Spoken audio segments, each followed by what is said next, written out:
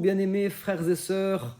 La dernière fois, nous avions parlé de ceux qui sont libres, quoique en prison, et ceux qui sont emprisonnés, quoique libres. Et ce matin, j'aimerais vous parler de ceux qui sont en paix, quoique dans l'épreuve, et ceux qui sont sans paix, quoique ayant tout.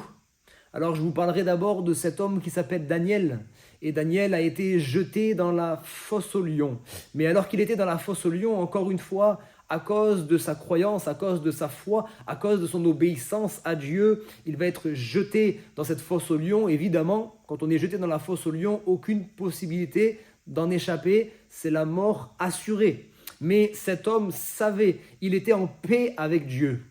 Il était en paix avec Dieu, il savait qu'il était dans la volonté de Dieu. Donc il était tranquille, paisible, et il a pu dormir tranquillement au milieu des lions.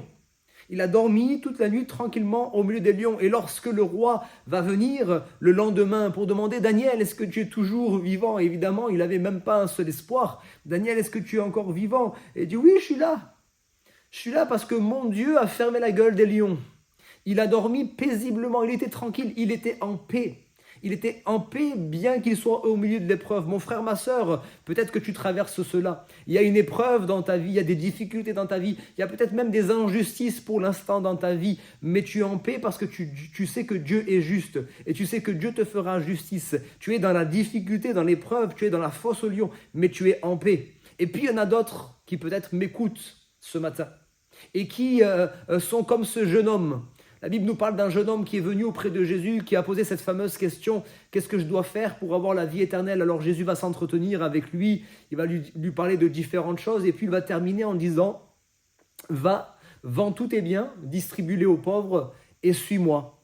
Tu auras un grand trésor dans le ciel. » Et la Bible nous dit que cet homme repartit tout triste. Il est parti sans la paix alors que lui, à l'inverse de Daniel, avait tout. Il avait l'argent, il avait tout ce qu'il fallait, il avait tout ce qu'il fallait pour être heureux, il avait tout ce qu'il fallait, j'ai envie de dire, en tout cas humainement, aux yeux des hommes, pour être heureux, pour avoir la paix. Mais il lui manquait une chose qui était nécessaire, c'était la paix avec Dieu, la paix dans son âme.